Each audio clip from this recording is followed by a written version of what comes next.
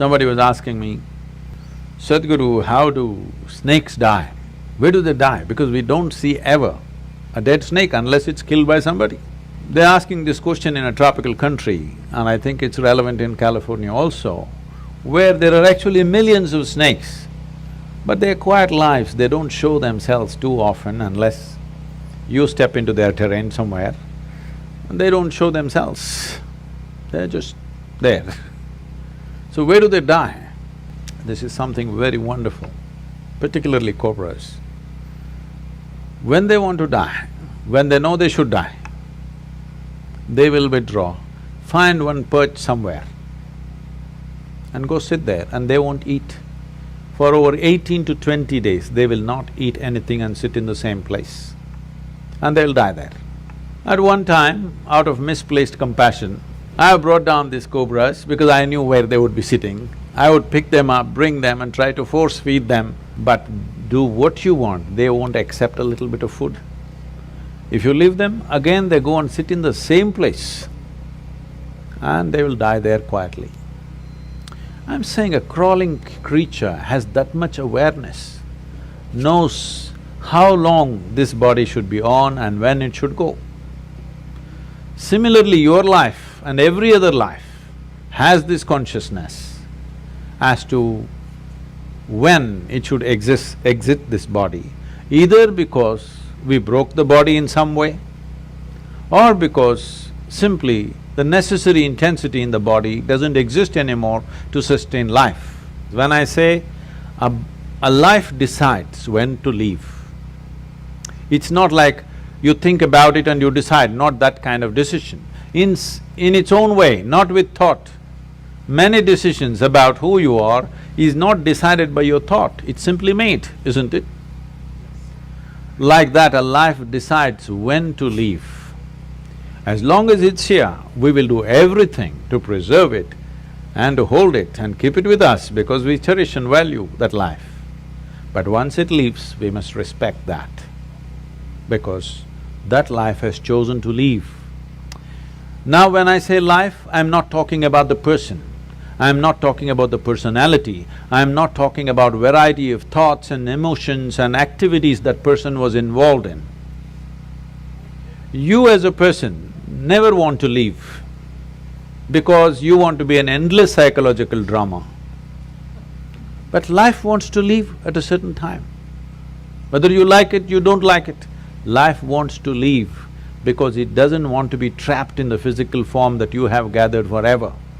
It doesn't want. It enjoys the physical form only to a certain length of time. After that, even if everything is well, many lives leave. You will see this particularly in India. Yogis will decide when to leave. When they're very healthy and well, they sit down and they leave. Other people think, why he was healthy, why should he leave? So you want to get sick and die? Do you want to suffer in the hospital for 3 years and then only leave? Is that the only way to go? Is it true that the final thing that you do in your life is death? Hello? Yes.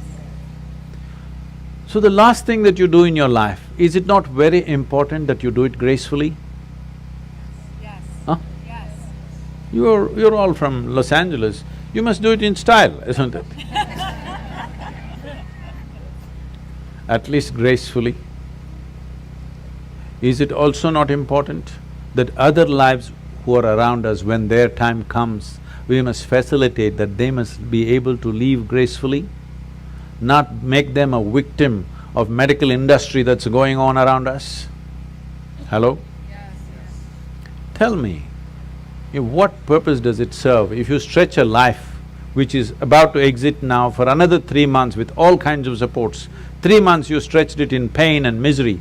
What does it mean? It just means that you're ignorant about the nature of life and you want to cling to something that you know and you don't want to know anything that you do not know. It's very important. We know the person, we know this person and this person and this person, that's fine. We've enjoyed their personalities, but you have not touched the nature of their life. Because unless you touch the nature of your life, you cannot touch the nature of another life. So the most important thing we need to do is, we don't have to talk about death, prepare for death, nothing is needed.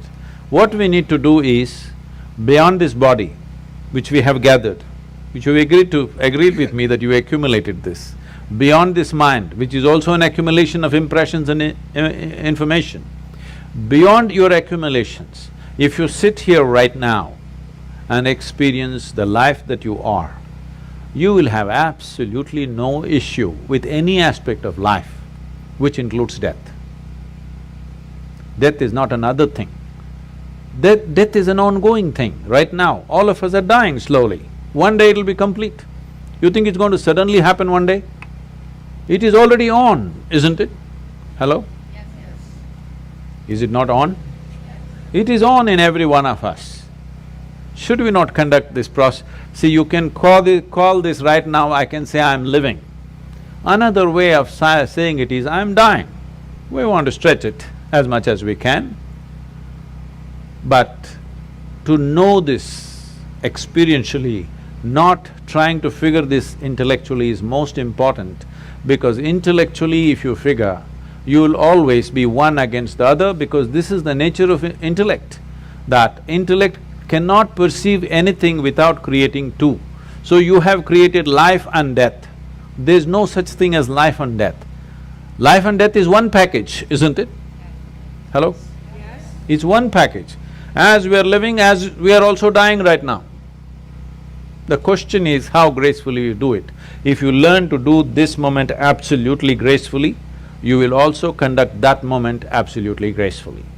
That is not a different kind of moment, that's the same moment. In the yogic science, it goes like this. Every inhalation you are born, every exhalation you die. When you were born as a little infant, the first thing that you did was inhalation, isn't it? What do you think is the last thing you will do? Exhalation, isn't it? Right now when you sit here, inhalation, exhalation, next inhalation did not happen, and suddenly a big man is gone, poof. Yes or no? Yes. That's how fragile it is. I want you to see this. Every moment it's happening. If this exhalation which went out, if it doesn't come back, this one is gone. How many things a man can do? But at the same time, just see how fragile this is. You're yo-yoing with your life every moment. If you don't know how to pull it back, it will go away. But it doesn't feel like that right now. I'm real. I'm not going to die today. A whole lot of people thought so before you and me. We must understand mortality is the fundamental reality of our existence.